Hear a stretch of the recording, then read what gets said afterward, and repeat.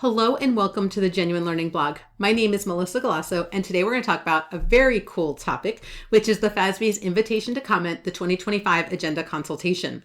So for those of you who aren't familiar with Agenda Consultation, periodically the FASB asks us, what should we work on next? And we actually recently had an agenda consultation back in 2021. They put out the invitation to comment, and in June of 2022, they issued their report that explained what they decided to work on. And so today, they're going to talk about the 2025 invitation to comment that came out in January, and that they're now asking again for feedback. And that's because they had a lot of progress on that report, right? So since they've identified what they want to work on, they've actually made a lot of progress towards what they wanted to do for that.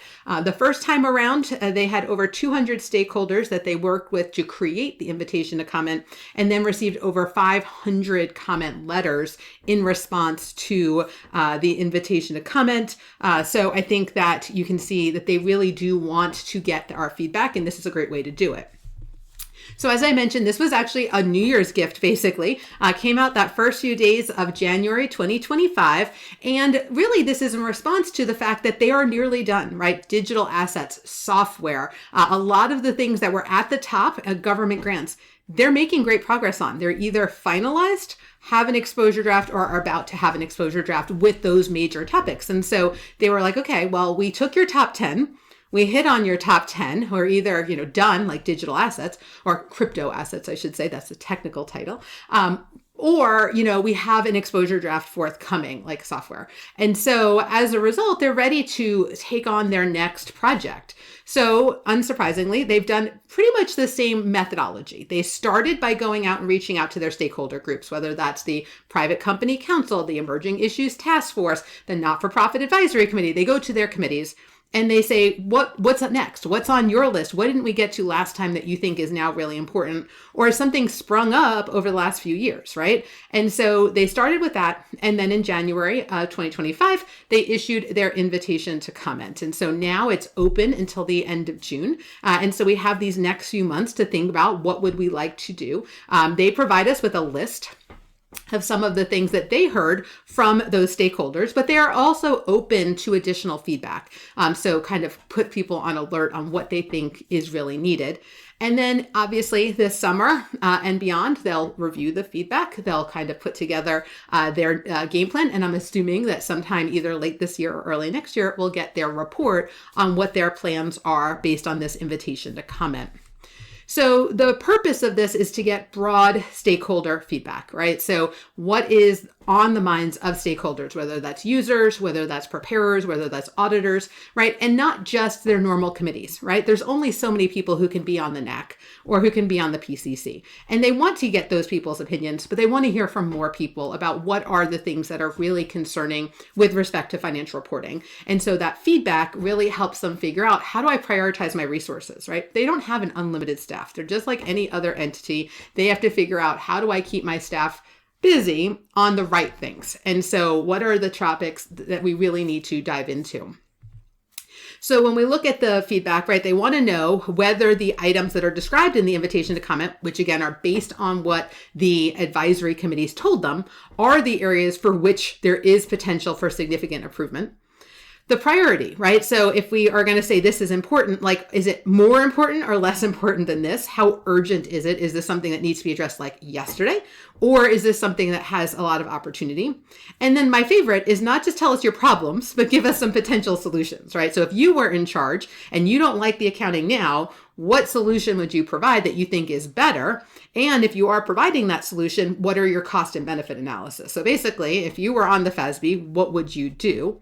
And then, are there any other accounting and financial reporting topics beyond what they heard from those standard setters? Maybe something, maybe the advisory councils didn't think of it, that you think would be important to add to the agenda. And again, the priority and urgency of those. And again, this could be emerging accounting issues. It could be changes in business models. It could be areas for convergence if you're concerned about that. But really just trying to get your feedback on what's important for the future of financial reporting. So there are certain criteria. They can't just do everything. So they have to figure out, is there an identifiable and sufficiently pervasive need, right? So if there's only 5 companies in the whole world that are impacted by this, that's not going to make it to the agenda. Sorry, 5 companies that are impacted. It's just not prevalent enough. And that's sort of the story of crypto, right? Many people for years asked for crypto, and the FASB kept saying it wasn't pervasive enough. And then it became pervasive enough, and that's how it made it on. So again, we do look at how, who is going to be impacted, how many entities. And then, is there a solution, right? So don't give me problems for which there are no solutions, right? I say that all the time. FASB is basically saying the same thing. Is there a technically feasible solution, and what is the cost benefit? Because if the cost to implement outweighs the benefit, they're not going down that path either. And then is it identifiable to scope? And you'll notice that with like the crypto assets, the scoping actually ends up coming back again to the into this invitation to comment. So they addressed a narrow scope version of crypto, and now people are asking for more. So these are sort of the, sort of criteria that they're using when they're going to take your feedback for putting it on either the actual active agenda or potentially on the research agenda for future research before it becomes on the technical agenda.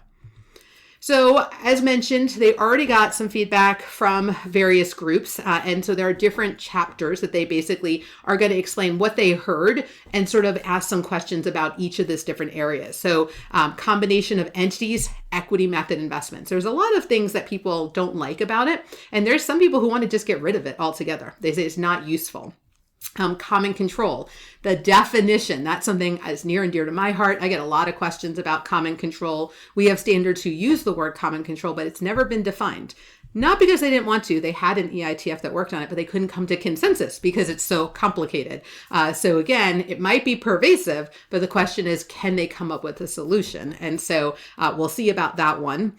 Financial instruments is chapter 2. These are your below market loans. ESOP repurchase options, I believe, are in there. Intangibles is another area that they're looking at in chapter 3.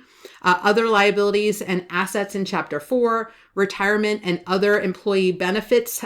So there's some information there. Income and expenses is chapter 6. Presentation and disclosure of financial reporting information. Heavy requests for disclosures. No surprise, it's mostly users. Users always want more, and the preparers always want less, and the auditors always want something that's auditable. So again, chapter 7, heavy on presentation and disclosure. And then a little bit of what's on the current research agenda in chapter 8. So other topics that might be of interest to you that are in here, partnership accounting may or may not be of interest to you.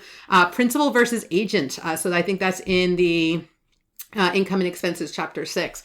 There's a lot of questions about revenue recognition. So again, now that we've gotten through revenue recognition and we're seeing what are the peer review findings, we're seeing some of the application issues. There's a little bit of more in there. Airline industry, if you are involved in the airline industry, there's been some really interesting questions that came out of their A&A guide update that now we're taking a closer look at here. And then again, a lot focused on disclosures. So if you go into each chapter, there's many topics in each chapter with questions. If your topic isn't addressed in any of these chapters, feel free to bring it up. So as I mentioned, comments are due June 30th of 2025. And this gives us some ample time. Well, it did come out in January. We couldn't prioritize it for the blog because obviously there's been a lot of activity out there. But I did want to put it early into March because I wanted to give you some time to think about it, knowing that you might be a little busy right now. So between now and June 30th, I hope you get the opportunity to provide feedback because we know it does make a difference, right? So to me, we've seen the application, right? We look at the 2021 invitation to comment and all the projects that they have worked on, finalized, et cetera, since then. I know this can be really meaningful. So I do encourage you to consider taking us up on that and giving them some feedback on of these chapters, which, topics are really important to you. And then are there any topics that aren't important that you're like, no, please don't touch that. It's fine. Don't fix it. It's not broken. They want that feedback too. All right. So it's been my absolute pleasure having you today on the Genuine Learning blog, and I hope to see you on a future blog. Have a great day, guys. Bye-bye.